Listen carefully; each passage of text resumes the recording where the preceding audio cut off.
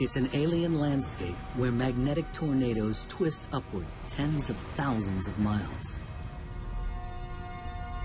Mysterious dark spots, large enough to engulf the Earth, ebb and flow. And violent eruptions shoot tons of charged particles into space at speeds of over 2 million miles per hour. This is not some strange world on the other side of the galaxy. This is our sun. And now, new technologies are allowing us to see it like never before. Satellites are giving investigators new insights into centuries-old mysteries. Whoa, did you see that? Boom! There goes a flare. That is really a quantum leap in solar physics. A continuous eye on the sun. How does our sun work? Where does its power come from? And how can its inner workings impact us some 93 million miles away? Finding answers has a new urgency. Before the expert by about 68 and the bigger head. The bigger head. Our sun has a dark side. Its violent storms capable of taking down the electrical grids that power our daily lives. Repair could take weeks, months, and even in a worst-case scenario, up to 10 years for a full recovery. If you can imagine a world without electricity, you're really going back in time. Now, join scientists on a quest to understand the secrets of the sun. Dive deep into its core and ride out its spectacular storms. Right now, on this Nova National Geographic special.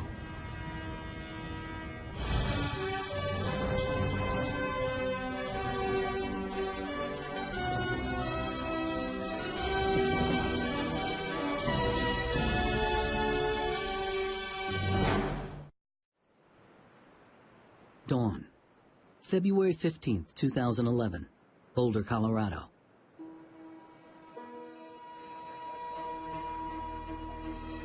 The team at the National Space Weather Prediction Center begins its day as it usually does, carefully watching the surface of the sun. Okay, 10 centimeter came in today. Although 93 million miles away, forces here can impact Earth in surprising and destructive ways. For the smaller... The M6. For the M6, you see this, the very first one is the M6. Today, after years of relative calm, a satellite detects something. A dramatic explosion on the sun's surface. A violent solar storm that would dwarf Earth is erupting, releasing a massive shockwave, hurtling towards us at over 1 million miles an hour.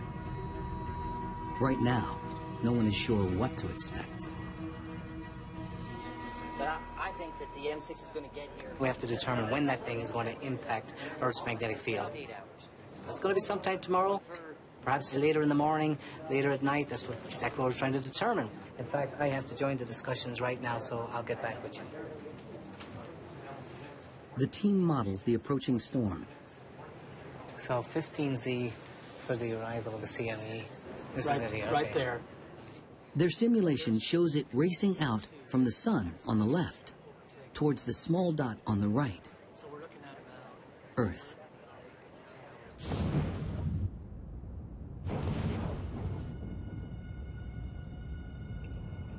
The solar storm carries a 1-2 punch. First is a solar flare, releasing an outburst of X-rays that can reach Earth within minutes. The second, more ominous threat arrives a few days later, a phenomenon called a coronal mass ejection, or CME. It's a wave of billions of tons of electrically charged particles, seen here in this repeating image as it ripples away from the eye of the storm. Together, they could hit like a cosmic tsunami.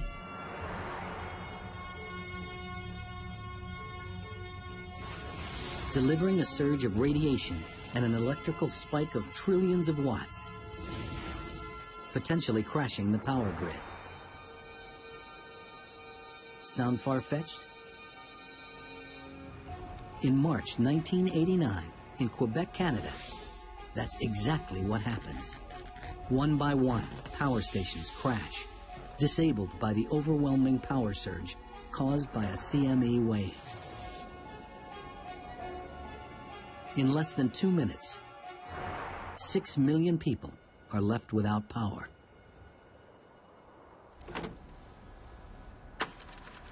Recently, NASA's Jim Green finds evidence that an even bigger solar storm hit Earth in 1859. And what we found was the granddaddy of geomagnetic storms, and that was just 150 years ago. The reports tell of auroras, brilliant displays in the sky. They're so bright that miners in Colorado wake up and go to work thinking it is dawn. Other reports tell of a more harmful impact on the lone electrical system of the day, the telegraph. One, for instance, because of the induced current on their system, overheated the battery and started a fire, nearly burnt down the telegraph office. Another operator was burnt so badly he ended up into the hospital. Green uncovers numerous reports of auroras seen not only across the United States, but around the world. The evidence is clear. Earth was struck by a superstorm in 1859, the result of 2 massive CME waves. Those 2 storms were not only enormous, but they happened one right after the other. No one alive has seen anything like it. If we had a geomagnetic storm of that intensity today, the National Academy suggested that the impact on critical infrastructure could be catastrophic. And the big concern is the electric power grid. The massive electrical surge from a CME wave could overload power lines and melt transformers, blacking out entire cities. Repair could take weeks, months, and even in a worst-case scenario, the National Academy suggested up to 10 years for a full recovery. If that occurred, if you can imagine a world without electricity, you're really going back in time. It's not just the power grid that's at risk. More and more, we rely on technology that could be affected by the sun. Global positioning satellites, long-distance communications, airplane tracking, astronauts in space. Roger, how does it look? So there's an urgency in understanding what it is that the sun is doing, what's it going to do next, and how can we prepare for that and respond to it. Worried or not worried? Well, I would be just a little bit worried, given more, concern right now. We'll be watching it, monitoring it very closely here in the coming days.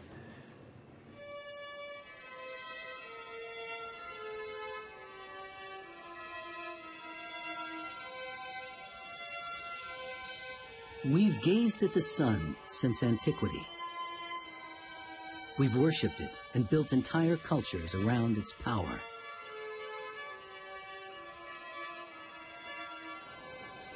We marvel when it's eclipsed during the day,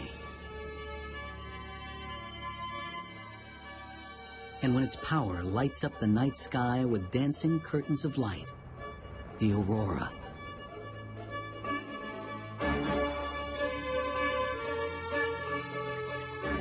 Its power and size are awesome.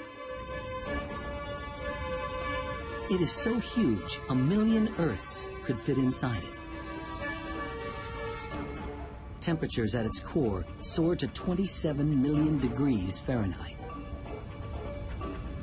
It's been shining for over 4 billion years, and will do so for at least 4 billion more.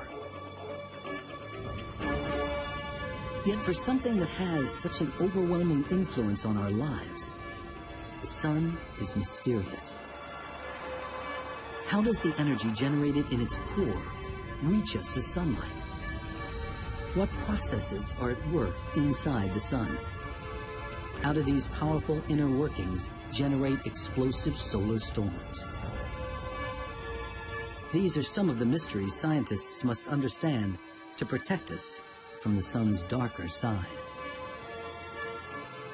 The sun can really surprise us. The sun is elusive, Crazy, Complicated. crazy, Incredibly dynamic. crazy. With explosive potential. The key to that explosive behavior lies deep beneath the sun's blinding surface. Until recently, Seeing inside the sun was impossible. Understanding its internal processes, a pipe dream. But an accidental discovery changes everything. Until the 1960s, much of solar physics relied on things that were like solar dermatology. It was things that were right at the surface or just skin deep. But as physicists study the sun in more detail, they make a surprising discovery. The surface seems to be vibrating, like ripples on a pond. Initially, they think the vibrations are the result of defective instruments. They couldn't get rid of them. They built better instruments, the ripples were still there. They looked at it for 10 years. And they conferences, they all talked about it, and they harumphed. But what it turned out to be was just sound waves. It is an astonishing revelation. No one expects that the sun can generate sound waves. It leads scientists to see the sun in a completely new way. Our sun vibrates like a giant pipe organ. But instead of air producing the notes, churning gases deep inside send sound waves rippling through its interior. Because a sound wave changes as it moves through different material, we can look at the different frequencies and determine what's happening inside the sun. Geologists are familiar with this. By studying sound waves passing through the Earth's crust, they can see the layers below our feet. A technique called seismology. Similarly, sound waves moving through the sun's interior reveal how it's made up. I can use this organ to illustrate how sound waves work inside the sun. For example, if I hit this low note, it comes from under these big pipes, big deep sound. And on the sun, that corresponds to a wave that goes very deep into the sun and brings back the information from deep down in the sun. If I turn to a high note, it comes from a much shorter pipe, and on the sun, that's telling us information about very close to the surface of the sun, not very deep at all into the sun.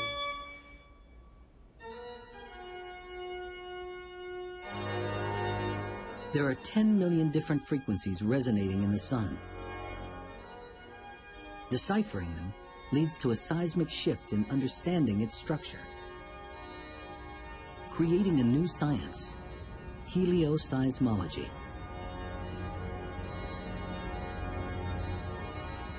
Once the helioseismology came along, we could not only see what the surface was, but we could actually tell what the physical processes were underneath.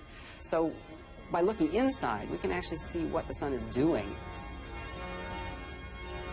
It is a powerful tool to see beneath the sun's surface.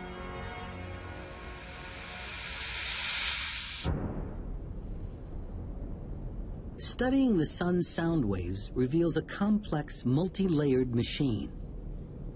Directly beneath its blazing surface is a zone of perpetual churning. Next is a layer where light takes thousands of years to cross. At the center is the sun's core. It's the smallest region, but it's over 25 times the diameter of Earth. This is the powerhouse of our star. Everything we experience on Earth, sunlight, heat, and the effects of solar storms, starts here.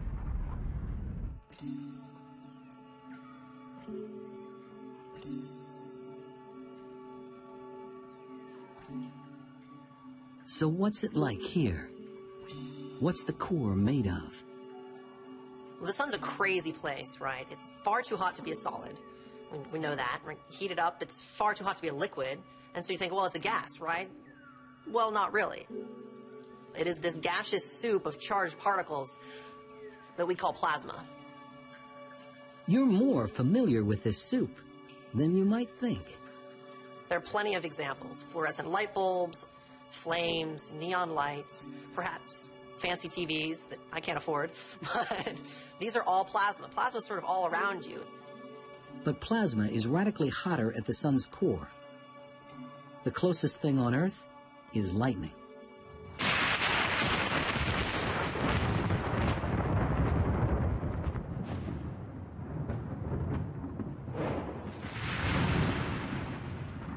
During thunderstorms, electric charges build up, creating lightning bolts that reach tens of thousands of degrees. That's pretty hot, but it's nowhere near as hot as in the core of the sun. So if you're to travel into the core of the sun, the plasma would be 15 million degrees. As the sun formed, hydrogen gas at its heart was crushed under the weight of the material above. Eventually, temperature and pressure rose so high, the hydrogen atoms broke apart into electrons and protons, creating plasma. And it's under these extreme conditions that something really, really cool happens. Nuclear fusion.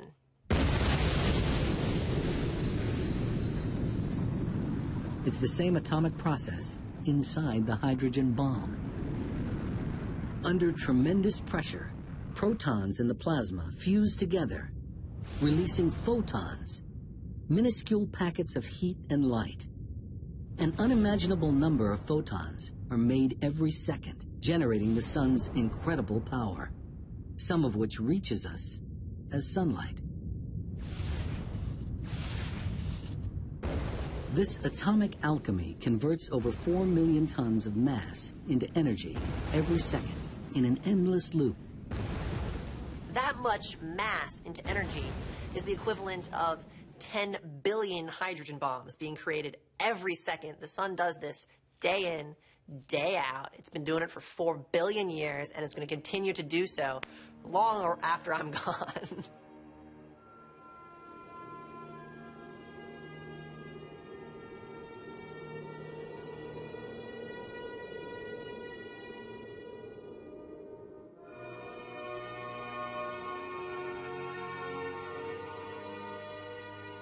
The energy of billions of bombs is released in the core every second.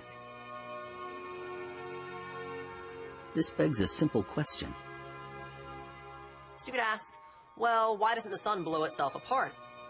It's because there's this beautiful balancing act that occurs. In the core of the sun, you've got this pressure from all of this fusion pushing outwards. And the sun is huge, so you have all this gravitational pressure pushing downwards. And so you've got gravity pushing down, and the sun trying to blow itself apart from the inside, and it is this beautiful balancing act between the two that keeps the sun in one piece.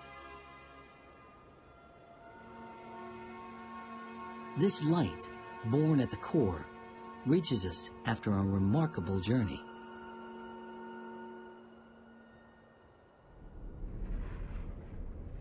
Away from the core, pressure and temperatures drop, and nuclear fusion stops. Now, each photon begins a tedious journey through the sun's thickest layer of plasma, a region called the radiative zone. Although squeezed less than at the sun's center, the plasma is still very dense, and photons struggle to move through it. Each packet of energy is continuously absorbed, then spit out by the plasma particles. In that particular part, there's no energy being generated, but the energy is transmitted by the radiation. So that's why we call it the radiative zone, not too surprisingly. The photons slowly bounce through the plasma here, ricocheting in a zigzag path called the random walk. So imagine that you're in a crowded room, and you're trying to make your way through, and you greet other people. And each person you greet, you have to say hello to, and then you move off in another direction. So it takes you a long time to get from one place in the room to another because you're just kind of meandering your way around the room. So the same way the photons in the inside of the sun, they don't have a preferred direction. All they want to do is they want to be moving, and they want to be greeting other particles. Though moving at the speed of light, 186,000 miles a second, it takes photons over 100,000 years to cross the zone. Eventually, the photons reach a boundary where pressures drop again. The plasma thins, and moving through it gets easier. The photons still pack a lot of energy. Now, they leak out into the convection zone, heating it from below. The thinner plasma in this zone makes the photons move in a different way. So instead of bouncing all of a sudden there's an ordered motion. So it's as if all of a sudden someone said, lunch, and all the particles decided, oh, we all have to go this direction. You still have to wait in line to get out, so it takes a month to get from the bottom of the convection zone to the surface, but it's a relatively short period. During this short period, heat from the photons sends plasma here into perpetual motion, a maelstrom of churning 125,000 miles thick. Think of it like a massive lava lamp.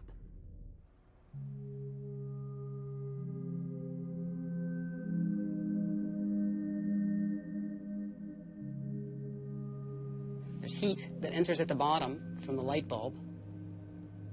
It heats the material, and the blob rises to the surface.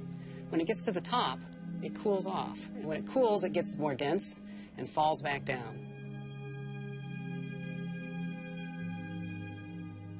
This is a good analogy for what's happening inside the sun. We have the core of the sun heating the material at the bottom of the convection zone. The material expands, and it carries the energy upward until it gets to the surface.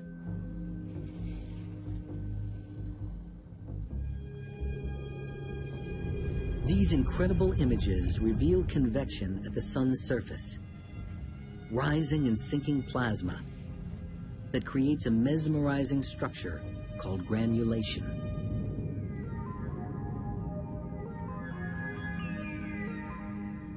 The granulation cells are about the size of the state of Texas.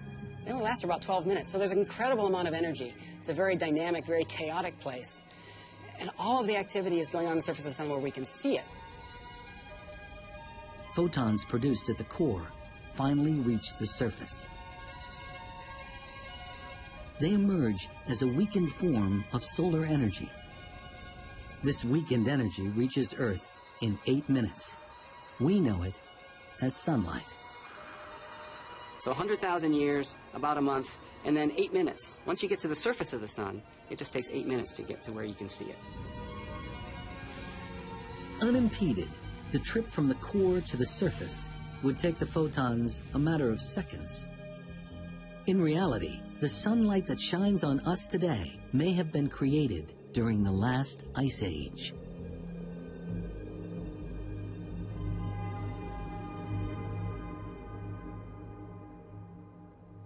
Energy reaching the sun's surface doesn't just result in sunlight.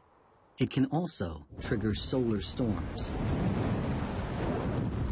Understanding the sun's destructive power requires 24-hour precision surveillance, something that, until recently, was impossible to achieve. 5, 4, go for main engine start. 3, 2, 1, 0. And ignition and liftoff of the Atlas V with the Solar Dynamics Observatory. February 2010. NASA launches its most sophisticated solar satellite yet.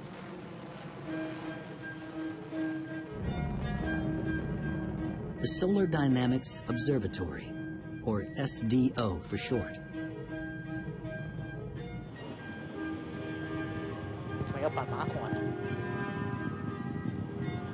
SDO is the first satellite to deliver almost continuous, super high resolution coverage of our nearest star,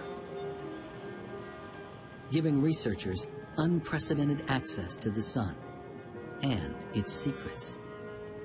The first day was very exciting. We knew we were going to open our doors to actually let the sunlight into the instrument for the first time. We started looking at the first pictures, and it was almost in focus. And as soon as we focused it, it was just beautiful. The new images reveal the sun like never before. An alien landscape where strange structures ebb and flow. Giant tornadoes, hundreds of thousands of miles high, that could easily engulf the Earth. And superheated bubbles of plasma the size of Alaska. When I look at the pictures, I think they're really beautiful. I'm struck by the dynamics of it. Things are changing all the time, no matter where you look. And I'm also pretty daunted by the complexity of it all.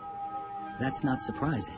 Previous satellites only revealed a portion of the sun in high resolution. Now, they see it in mind-boggling detail. Now, in order to look at the Solar Dynamics Observatory images that we're bringing in every day, we've built this very special wall, which is 9 high-definition television screens together that can display these images, so that the instrument and the display system together are an entirely new way of looking at the sun. We can see all the details of what is going on, and that is really a quantum leap in solar physics. Being able to see all of that all the time, a continuous eye on the sun. One of the most important aspects of SDO is its ability to see sunlight across a range of wavelengths, the equivalent of looking at things glowing at different temperatures. Our eyes are most sensitive to sunlight glowing at around 10,000 degrees Fahrenheit.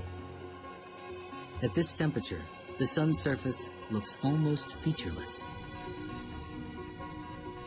But at hotter wavelengths, normally invisible, a far more dynamic picture emerges. The February 15th, 2011 storm is a perfect example.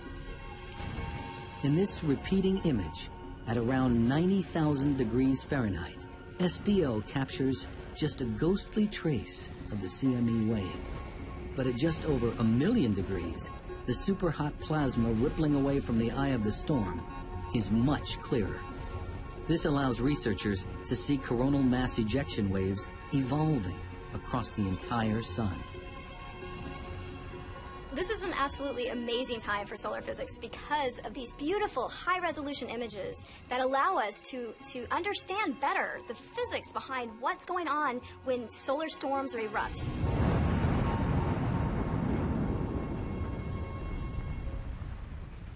There's that one last photo of this one. Back at the National Space Weather Prediction Center, That's the M1 here. Bill Murtaugh tracks the storm's CME wave. It carries 1 billion tons of plasma and is now only about 20 hours from Earth. We're bringing it in mid to late on the 17th into the 18th. What they see is alarming. Well, there's actually 3 CMEs that we're looking at. So we bumped up some numbers for late tomorrow. It's not a single CME wave, but 1, 2, 3 of them. We won't call it the perfect storm yet or anything, but conditions are lining up for some significant space weather. Their models show trajectory and speed, but the big unknown for Murtaugh is how powerful the waves will be when they hit.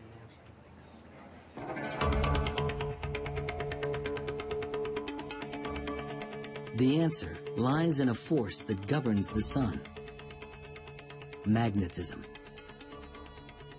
We're all familiar with magnets. They produce an invisible force that pushes and pulls on charged particles. In fact, Earth has a magnetic field that protects us against threats from the sun.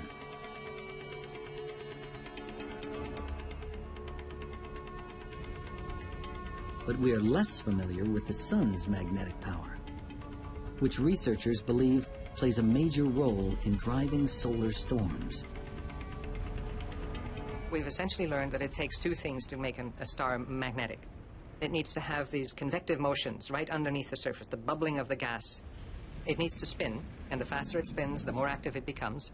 And wherever those 2 things, the bubbling and the spinning, can interact, that's where we see the strongest magnetic activity in stars. Astronomers know that the surface of the sun spins in a strange way. Travel from the poles of the sun towards its equator, and you'd notice it turns faster. Analyzing sound waves inside the sun reveals that the plasma layers beneath the surface also spin at different speeds. That's because they act like fluid, which gets denser towards the core. The interior of the sun is a place of spectacular turmoil. Turmoil that's the key to the sun's magnetism.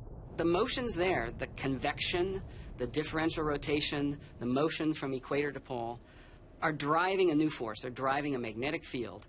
There's a dynamo at work here, a dynamo that's generating a force that we actually experience here on the Earth. It works like a giant wind turbine, churning plasma in the convection zone stirs up powerful electrical currents, which generate a huge magnetic field. Have upflows here and downflows coming down this way, right? The holy grail for scientists is understanding exactly how this dynamo generates solar storms. The clue lies deep within the convection zone.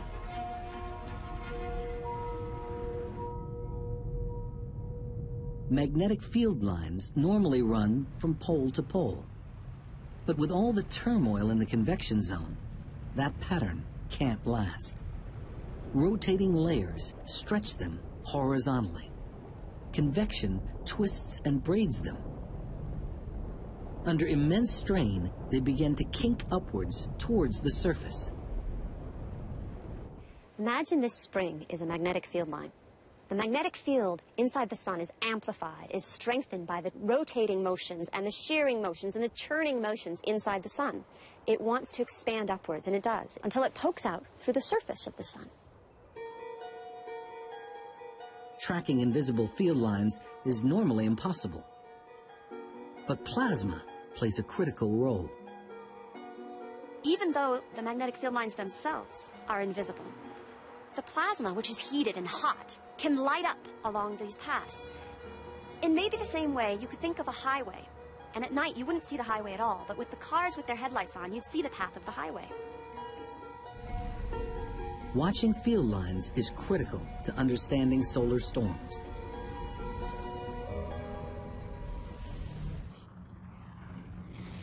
As field lines emerge, they form loops. One end has a positive pole, and the other a negative pole.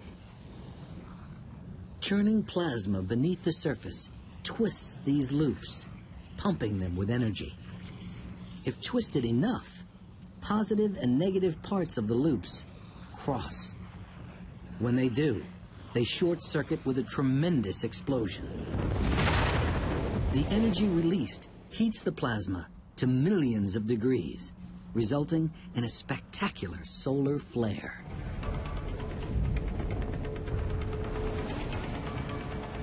It's the final dramatic stage of a very long journey. Photons formed in the core make their way to the surface. Some pass directly into space as sunlight. But in the process, that surging energy disturbs the convection zone, generating a magnetic field. The field lines wind up to the point that it explodes in a solar flare. Now, SDO provides a complete and unprecedented picture as these events evolve. This is beautiful because the hot gas outlines the magnetic field lines that we would otherwise not be able to see. And here you can see even a twisting structure as some of the mass drains back down to the surface, and a lot of it escapes in the eruption. This is the essence of space weather, or solar storms. This explains how flares form, but it's not the end of the story. Crossing magnetic field lines can cause nets of plasma to be flung into space. This is a coronal mass ejection, a CME wave.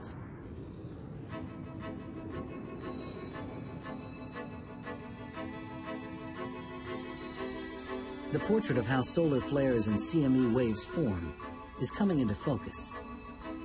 But a key question remains. CME waves can travel 93 million miles to Earth in a matter of hours. So what gives them such explosive energy?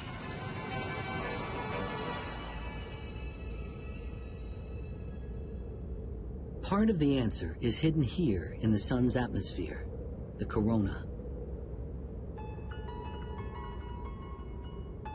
It's made of superhot plasma that blisters at over 3 million degrees Fahrenheit. 300 times hotter than the sun's surface. Some scientists suspect that this heat powers massive gusts of energy that blast CME waves toward Earth at incredible speeds. But why the corona is so hot is an enduring mystery. Understanding it's essential if we want to get to the bottom of how the sun drives space weather and the impact of the sun on the Earth. The fact that the corona is so much hotter than the surface flies in the face of physics. The sun's corona is a very odd place. Take this fire, for example. As I put my hands close, sure, it's warm, but as I pull them away, it gets cold. That's not the case on the sun at all. As you go in close, it's definitely warm, but as I pull away, it actually is warmer still. Recently, Japanese investigators observe high-velocity jets of plasma shooting up from the near surface. McIntosh suspects these jets deliver heat to the corona, but he doesn't have a way to confirm it visually until he turns to SDO for help. Lo and behold, we actually managed to join the dots and see, yeah, these objects that we could see moving out of the lower atmosphere at high speeds, kind of like these lips of flame, really were reaching a couple of million degrees. It was really a tumultuous moment. We kind of looked at each other and said, wow, what have we just done? They've shown that the plasma jets accelerating upwards from near the sun's surface generate tremendous heat. As a result, temperatures in the corona soar to 3.5 million degrees. If confirmed, it represents a huge leap forward in understanding CME behavior. The immense heat of the corona acts like a wind in a raging gale. It's constantly pushing on the plasma draped on the field lines, billowing them out like sails pulling on a mast. Like solar flares, when magnetic lines cross, there can be an immense explosion. In this case, the lines are cut and the sail whips off into space. Loaded with 1 billion tons of highly charged plasma, the CME wave can wreak havoc on electricity-dependent Earth. At the National Center for Atmospheric Research, this violent event is captured by satellites. Now, to see the CME, we need to create a little artificial eclipse. To do that, we block out the light from the disk of the sun, and that's this little circle here. But what that allows us to do is to see this extremely faint, high-speed thing shooting away from the sun. This one moves at about 1,000 kilometers per second. By enhancing the picture and slowing it down, it's possible to see the shockwave moving at over 2 million miles per hour. Though we have a better understanding of what causes solar storms and how they reach us, there is still a final pressing problem. Trying to predict when solar storms are going to occur on the sun really requires a lot of detective work. Basically, we're looking for clues and observations to tell us when potential storms might occur. The best clue comes from these. Sunspots. Dark patches which can linger on the sun's surface for weeks at a time. A sunspot is a massive region, several times the size of the Earth, which appears on the sun as a dark spot. It's dark because it's relatively cool compared to its surroundings. And it's cool because the magnetic fields are so strong that they're suppressing the flow of heat from below. The strong magnetic fields which create sunspots are the breeding ground for solar storms. The challenge is trying to decipher a pattern for when and how many will appear. As we watch sunspots over a period of many years, we see something very interesting. The number of sunspots at any given time will wax and wane over a period of about 11 years. And since we now know that sunspots are associated with strong magnetic fields, this tells us that the sun's magnetic fields are likewise going through a cycle. The constant churning and twisting inside the sun creates a powerful dynamo, the biggest electrical generator in the solar system. The magnetic field lines it produces get so wound up that roughly every 11 years, the magnetic poles of the sun reverse. After that, calmer magnetic activity prevails and fewer sunspots form, a period called solar minimum. But because of the sun's turbulent nature, the field gradually winds up again. As it does, magnetic outbursts are far more common, a period called solar maximum. The solar cycle actually determines the personality of the sun. During solar maximum, it can get very angry, and it can throw off solar storms that are sometimes directed at the Earth. And during solar minimum, it becomes much more subdued. There aren't as many sunspots, there aren't as many solar storms occurring. The activity cycle basically determines how the sun is going to act. Prior to the solar storm of February 15th, 2011, things were pretty quiet on the sun. But that outburst marks an ominous turning point. The sun's magnetic activity is winding up again as it heads towards solar max. Just a few days ago, Bill Murtaugh and the team at the Space Weather Prediction Center witnessed the turn. Arrival of the X2 and the M6, if it comes in with any geoeffectiveness, between 12 and 1800. So that's what we're seeing. It's now time to let the world know what it might expect. Nothing higher than In the next couple of minutes here, we're going to have to make a decision and make the prediction that this coronal mass ejection is going to arrive at whatever time tomorrow, and the geomagnetic storm will ensue, of course, once it arrives. With the event we had... Murtaugh knows that the severity of the storm depends mainly on two things: how strong the CME's magnetic field is, and at what angle it hits Earth's own magnetic field. CME waves approach Earth like a slowly rotating shield. One end is positively charged, the other negative. With magnetism, opposites attract, and like poles repel. If the wave's positive pole lines up with the Earth's positive pole, most of the power of the storm will be repulsed. But if opposite poles line up, the plasma the waves are carrying will hit with full force. Did you say it came in at 115? 114. Murtaugh makes his final assessment only hours before impact. It will be larger, more complicated, typically, than just your single coronal mass ejection. I think we nailed the forecast. Okay. I'd like to think so. According to the observations, the CME wave will be repelled. We don't expect it to be too strong. We'll see moderate storming levels, which is good enough to produce some aurora borealis down in the United States, down along the Canadian border, northern tier states, and it will cause some minor problems to the power grid and whatnot. Space weather for the next 24 hours is expected to be minor. Radio blackouts reaching the R1 level are expected. This time, we dodged a bullet.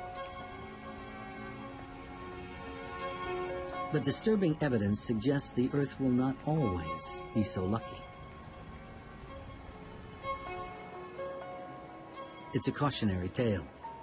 NASA's Jim Green discovered it while researching a book on the American Civil War at the Library of Congress. Green found news accounts from 1859, which caught his eye. I would run across articles about aurora, fabulous aurora. And this really piqued my interest because it's in my field. It seemed as though the armies of heaven were engaged in terrific, though noiseless, conflict. This terrific aspect soon subsided into a more beautiful and brilliant appearance, a few of which I can only refer to.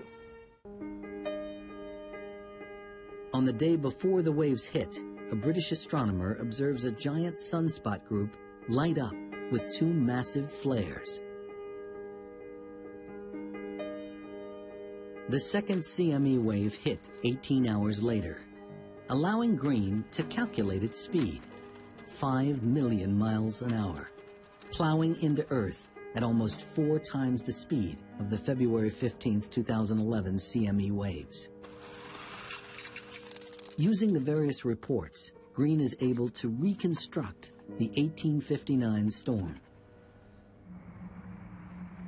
The accounts suggest that the poles of the CME waves were aligned, and instead of being repulsed, the waves hit with full power. The charged particles funnel down into the atmosphere, electrifying it like a giant neon sign, producing dazzling aurora displays. The storm is so intense, Earth's magnetic field all but collapses. Millions of tons of plasma spill towards the equator, and a powerful electric surge pulses over the globe. For the largely pre-electrified world, the moment passes with minimal damage. That might not be the case today. It has the potential of knocking out power grids.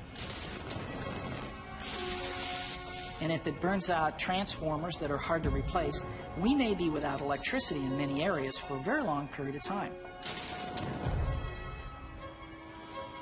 There's only a few places that make these 125 kilovolt transformers. It takes several months to make them. And if you burn out half of them, we're going to be shooting squirrels and chopping wood out the backyard for a long period of time just to survive.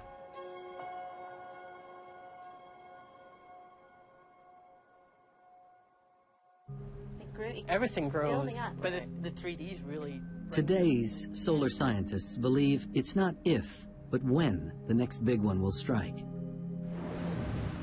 With the next solar maximum due in 2013, it begs an all-important question. Can we predict when the next solar storm will hit? No. Maybe. No. Maybe. No. Maybe. And the reason why is we've learned so much about the sun. We're getting better at it, but we have a long way to go.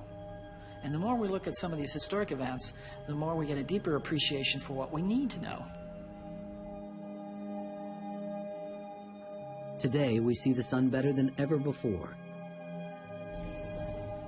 We're beginning to understand it from the inside out. But its unpredictable personality means there will always be uncertainty when living with a star.